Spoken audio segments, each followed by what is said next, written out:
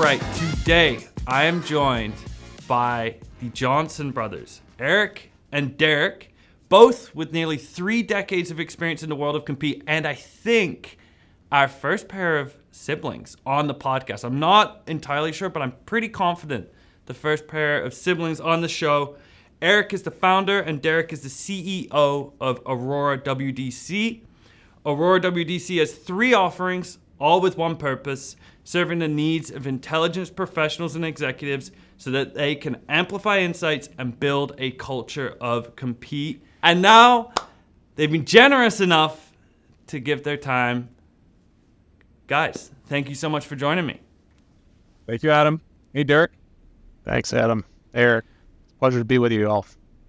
So, what we like to do on the podcast to kick things off, we like to get tactical early.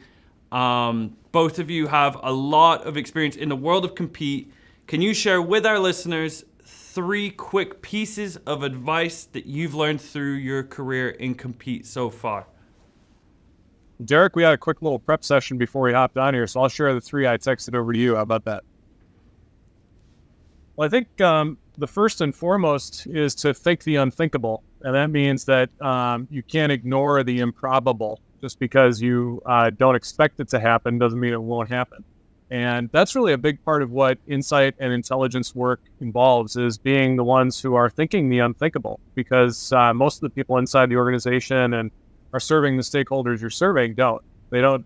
They are more wishful in their thinking. They have hope for a brighter future, and that's not your job as an insights and intelligence person. Your job is to consider what might go wrong, the Murphy's Law side of things. So that's number 1. Number 2, I think, is to listen about 10 times more than you speak. We call that principle unspeakable. So it's unthinkable, then unspeakable. And what we mean by that is, I think intelligence people have a tendency to get really into granular detail about what's going on and giving people, the full, unfettered,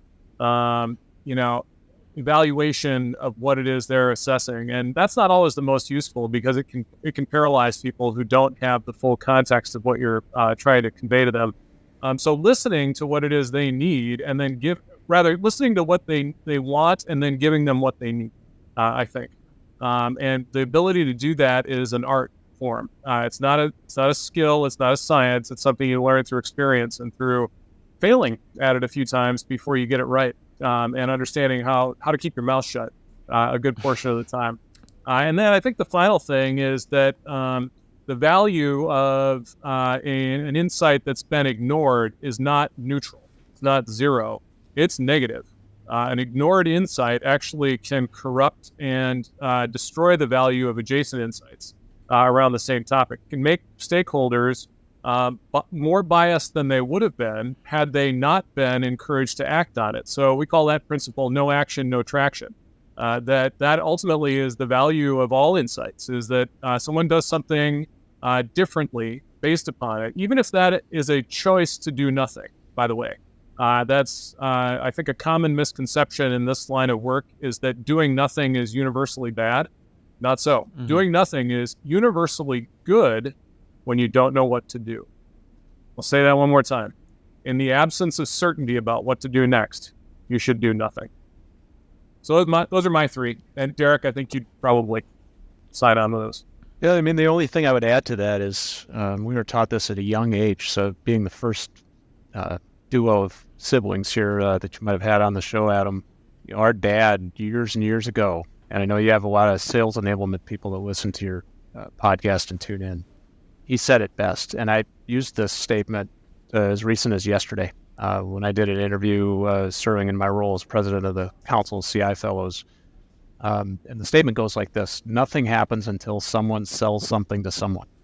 Now, you could argue that the world of product development, you don't necessarily have a buyer before you have a product or service. Mm-hmm. I get all that, but ultimately you got to figure out how to sell that product or service to someone in order to be a going concern, right? So nothing happens until someone sells something to someone, I think, is one of the greatest statements that as a compete or a competitive intel professional that you might consider burning into your memory.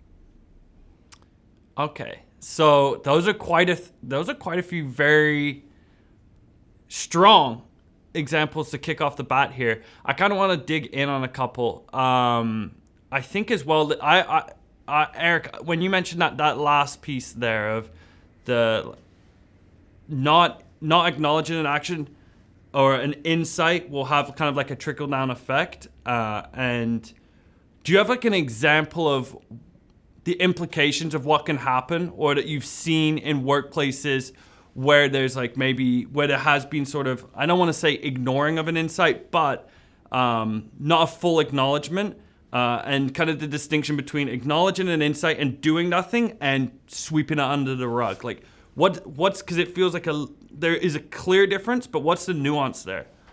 Yeah. I'll use a macro environmental example since I can't talk about client examples in particular, but I'll cite the situation between Russia's invasion of Ukraine right now and the what's the right way to put this so that it's politically neutral? The unexpected effects of dollar-denominated sanctions against Russia. That has had macro environmental effects that I don't think were anticipated by NATO and the American-led hegemonic West, in other words.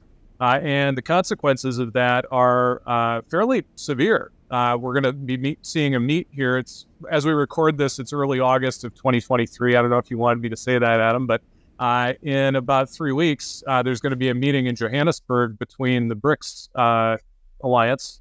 And they're going to be discussing the de-dollarization of the global economy.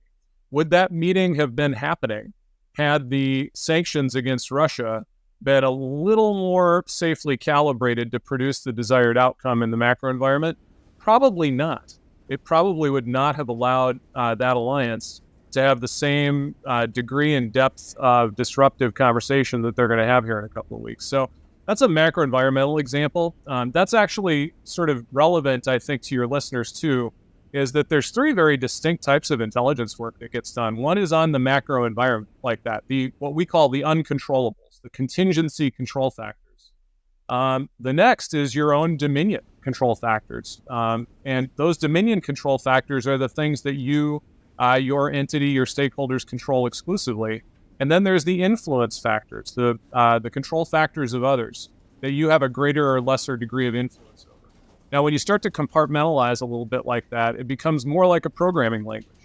Strategy becomes much more like a programming language, and programming strategy becomes something that insight people can learn how to do and do well, and also convince their stakeholders and clients in the executive suite to do as well. You know, that the example you give there, and this kind of is a perfect segue to the book you're working on and the kind of concept that anchors the book that you're both working on, this Missionaries and Mercenaries theme of, like you mentioned there, like immediate actions would be sort of mercenary work, and kind of the domino effect of long-term implications. I mean, depending on what your time horizon is for like short-term to long-term, is like you mentioned, the unintended consequences. And a big part of this book you're working on, and the work for a lot of people in this compete profession, is the balance of I don't want to use the word short-term, but the immediate impact items, the immediate things that are on the list. Derek, we were talking before we went on live here, sort of like the immediate gratification you get of doing the hands-on work.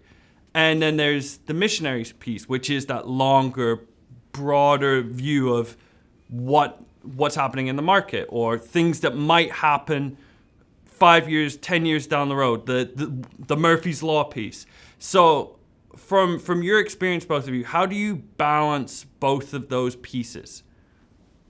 Derek, I'll defer to you if you want to go first. I can go first. You know, I think that the balance comes in understanding what type of business you're operating in, right? So for our business, we know that as a self-funded private organization, you know, and fixated on remaining so for the rest of my and Eric's careers, you know, that we have to balance that perhaps more effectively on a day-to-day basis than those firms who choose to take on outside investment or venture capital or you name it. They might buy themselves a little more time, and the growth might be there for them, But at the end of the day, we've made a choice about the type of firm that we're seeking to be, which is a really critical element of the driver mentality behind how we balance mercenary and missionary mindset in that regard. I'm thinking generally in the realm of 0 to 180 days out. Arik, on the other hand, as my management counterpart, is thinking most of the time 180 days and beyond. And it tends to be a really good mix of both living in the current realities as well as being able to think far enough out that allows, ideally, a focus for the future. And our focus for the future obviously has to be and remain a focus for the future for our clients and our staff members and our partners out there in the industry too. So I think that would be the way I would explain it. Arik, what do you think? I'll just add that the way to think about the mercenary is that they have a winning aspiration. They have a definition of success, which is something that they can achieve largely on their own and pretty quickly. Maybe today, maybe in the next week, etc. Maybe in the next 180 days, as Derek says. The missionary, however, instead of a winning aspiration, the missionary serves a just cause. And that just cause is defined by being unachievable in their time. In other words, their work will largely be contributing to the longer range success of the enterprise that they're involved with. And whatever that is, they're not really going to enjoy the benefits of that work directly. Others will. Now, the reason it's called balance is because it's not a ratio. It's not more mercenary means less missionary. More missionary means less mercenary. It's not a zero-sum equation like that. It's more like treble and bass in music. And if you think about music, what is harmonic, what is pleasant to the ear, is based upon that balance between treble and bass. So you might have a lot of bass and a lot of treble under certain circumstances in order to come up with that harmony. But in the end, I think it's understanding the circumstance. What circumstance am I in? How much of my inner mercenary is required here to get things done? And how much of my missionary will be required in order to think beyond my own self-interest? If that makes sense. So, what have you two seen then with this kind of concept in mind and these two sort of ways of work in mind that you're balancing with for folks in Compete? What are you seeing across other folks in Compete you're talking to, especially with the state of the market that's been in 2023? It's like there's been, I think there should be like a little coin we should have a little swear jar every time I say unprecedented times. It's now precedented. If it's been unprecedented for this long, but like kind of market volatility. There's been like less in the pipeline for a lot of companies. Like there's been layoffs across the board. When there's sort of this like seismic shift, how are you seeing Compete professionals sort of balance up? One, there could be more pressure to like lots of things that happen and we need to go. What can I do as someone in Compete that impacts the bottom line today, keeps the business afloat today because this and that are happening, but also, we got to zoom out when stuff's shaking here. We got to zoom out and really look ahead. But it's also difficult when there's so many different factors kind of entering the picture and shaking everything up like a snow globe. So, what are you seeing when you're talking to two different, all of these different folks in Compete that are in a really interesting spot this year? I can start out that answer, and it really gets at the kind of the big second topic that we talked about touching on today, Adam, and that is, in the absence of friction, your growth potential as a Compete professional is going to be limited. I listened to a master class by Wayne Gretzky back in, say, April. Maybe it was March, and I'm not a hockey player, never have laced up the skates, but I'm a big fan of the athlete's mindset. And so I was led for some reason or another to this Wayne Gretzky masterclass that you can buy out there on iTunes or wherever. And in it, he said that until you're willing to go to the part of the ice where you're going to get abused and beat up, you will never grow. And so that's the part of the ice, whether it's the proverbial ice, if you are a hockey or an ice skater, or in the business world, which is where we live on a day-to-day basis, unless you're willing to go to the part of the business ice where you're going to, at times, maybe get your butt kicked a little bit, that friction that you'll have with stakeholders should be seen as a good thing. Now, there's negative friction, no doubt, out there that is plentiful. You can find plenty of arrogant, egotistical executives that lack humility, and you can try to go toe-to-toe with them, and it's probably not going to work out that well for most CI leaders. If you find those who are representative of the balance of empathy and humility amongst other things that Arik and I in this book are bringing to life, that's where I think the opportunity for positive friction really exists, whether it be from a sales enablement point of view, strategic intelligence, M&A, supply chain and risk management, pricing assessment. I'm neutral on where in the organization as a compete professional you're trying to have that impact. Mm-hmm. But until you actively seek out and embrace that opportunity for positive friction to then develop trust with those stakeholders so that in those downtimes, you're not the number one name on the list to get cut. They see value in the compete group and team that's around them. I think that's where you're going to see greater opportunity for longevity. I don't know, Arik, what do you believe? Well, let me tack on to that a little bit about there are direct results, I think, that people in this work can have where maybe that's part of the benchmark to increase the lead to close ratio. That's a very tangible, quantitative metric that can be pointed to, perhaps even taken credit for, should someone be thinking about their immediate impact. But I think there's really, really intangible qualitative differences that can be made by the insights people who are doing this work, in the sense that they're asking questions that no one else is asking. So if you think of the mercenary being the one who's elevating the lead to close ratio, fantastic. Yep. Your missionary, it also better be asking questions that nobody else is asking, in order so that you're prepared for that future that you might not be around to confront, but your organization hopefully will be, because you've helped them ask those difficult questions. So that is a better understanding of the duality of tactical and strategic, by the way, which I'll go ahead and sort of put a pin in right now. I've always been troubled by the false dichotomy of tactical and strategic, because it implies that tactical has this sort of more immediate, more tangible, smaller scale, perhaps narrower time, shorter time frame, whatever characteristics go along with tactical.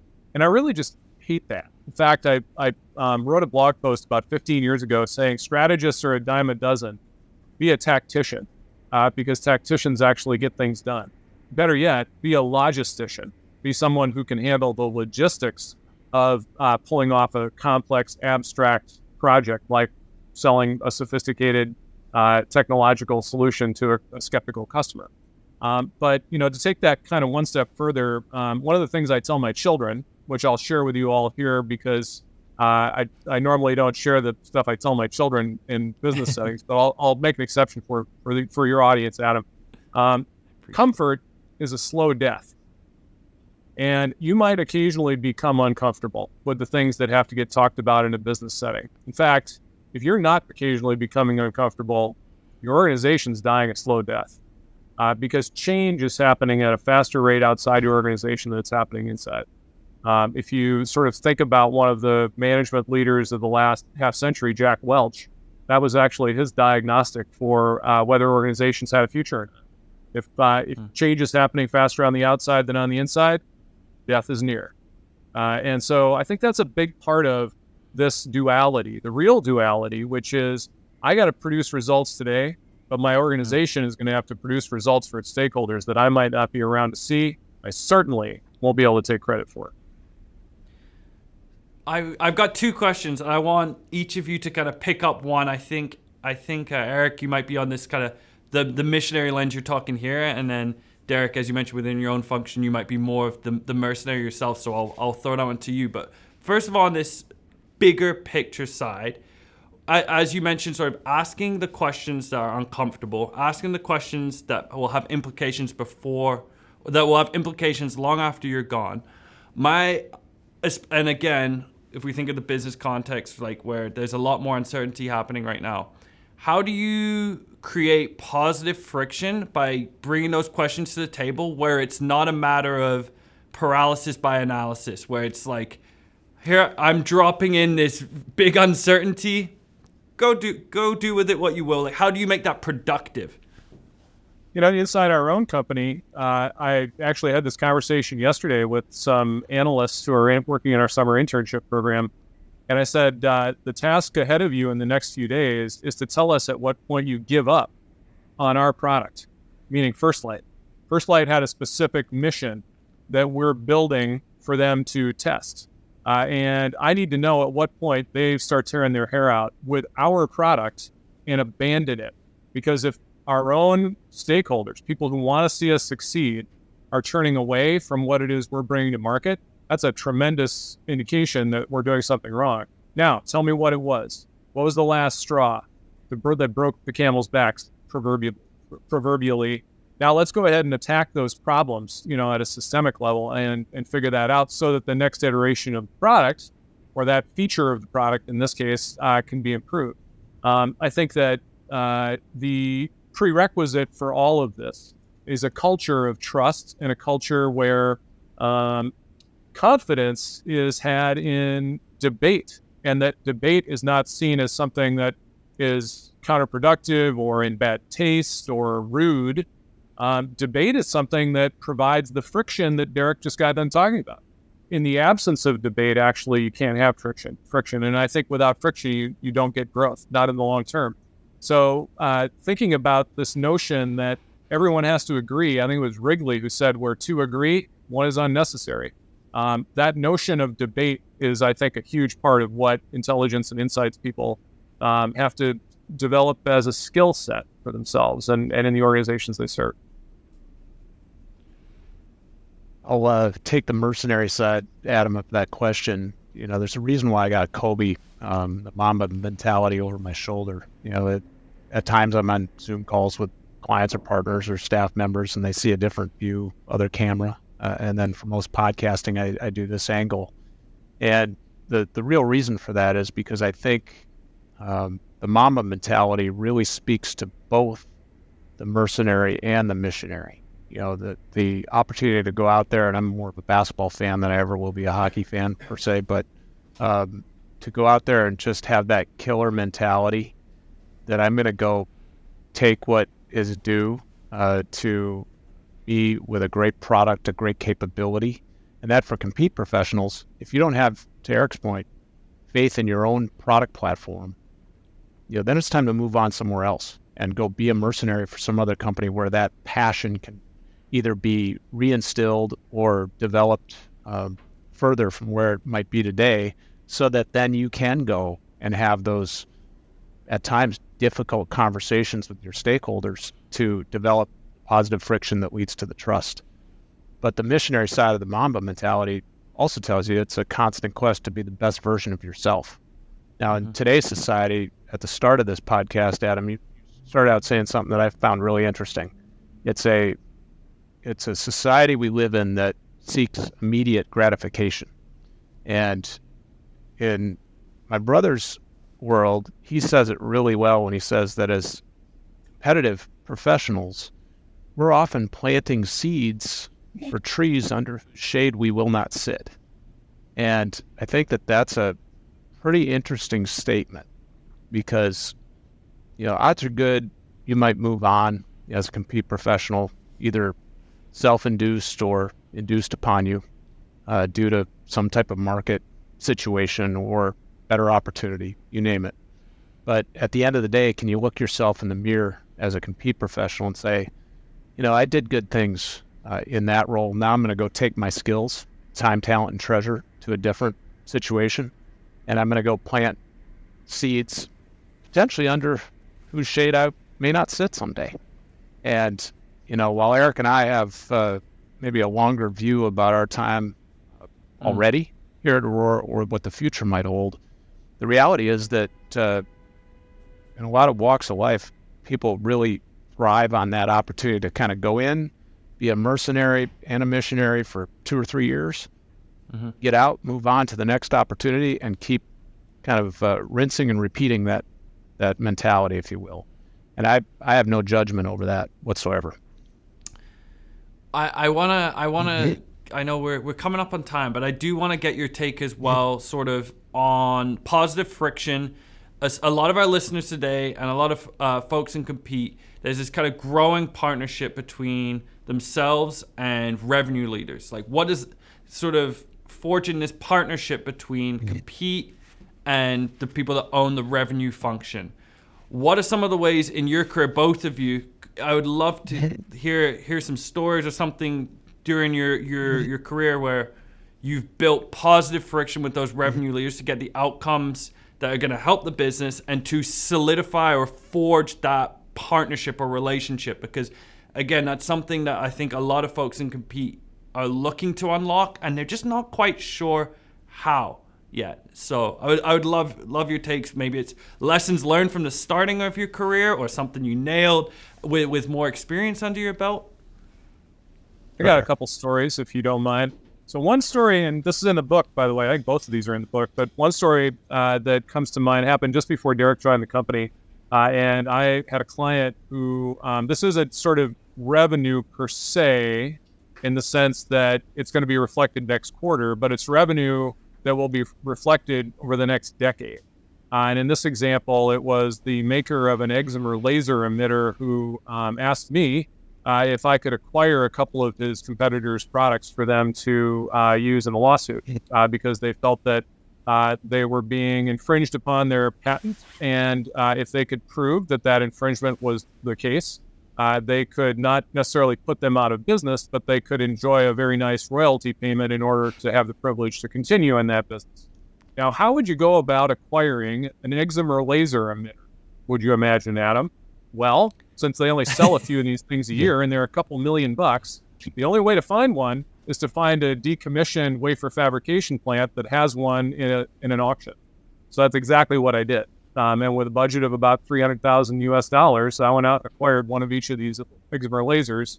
My client ended up suing both of those companies and enjoyed a several $100 million revenue windfall as a result of that particular engagement.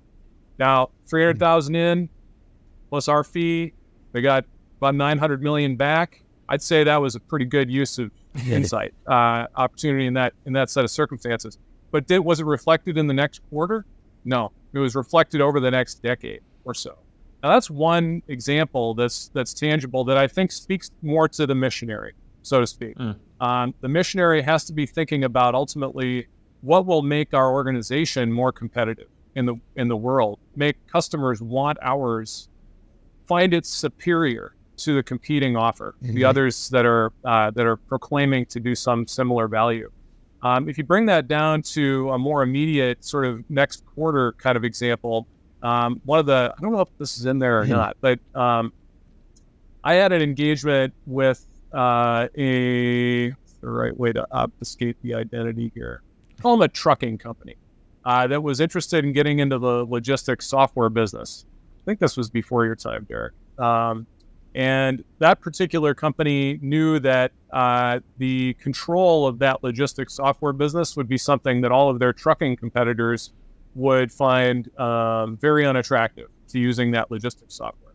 So my job was actually to help them understand what the opinion of those other competitors was going to be. So it involved interviewing about 40 trucking companies and asking them about their logistics software plans. And this hopefully will speak a little more directly to your audience here, Adam, in the sense that I know you've got a lot of folks who are in the enterprise software business who value your insights and commentary. What are the opinions of all of those competitors? What do they think about my client getting into that business? Would that be something that would be so anathema to them that they wouldn't even consider it? And that question was the way the client asked me the question. I had to reframe the question as follows. It's not whether they would find it anathema. It's under what circumstances would they find it acceptable. You understand the difference? What are the criteria by which my competitors can be induced to surrender to my offer? And by the way, I will tell you, as someone who's been doing this my entire adult career, there's nothing more fun than inducing a surrender in a competitive situation when that competitor realizes they can't compete against you. They must surrender and adopt whatever it is your offer is that represents the industry standard. That's ultimately, that's the funnest part of my job anyway. There's a couple stories for you, Derek. I don't know if you've got... The only thing I would add real quick, and I know we're pushing the boundaries on time, would be our mom ran what I would argue was the best backstop to a human intelligence network that you could ever possibly dream of as a business. And that would be a beauty salon in a small town. And so as kids, we were exposed to this human intel network that would come in and out of that beauty shop. And, what's interesting is then we go on to become, partners in a business that sees itself as the human intelligence company, right? So the opportunity to go out there and help organizations build human intel networks is something that I take a lot of joy and pride in. And that can be really fulfilling both from the sales enablement side, but also I liked what you said, Eric, the logistician, that interplay between the strategist and the tactician, being able to arrange really interesting, high value, both strategic and tactical outcomes for your compete program. And much of that, in my opinion, is still always going to be rooted in the human element. In fact, my interview of Ellen Naylor yesterday, this fellow's interview, she said it well. She said, humans will always be at the center of competitive intelligence, whether there's AIs or development platforms or what have you.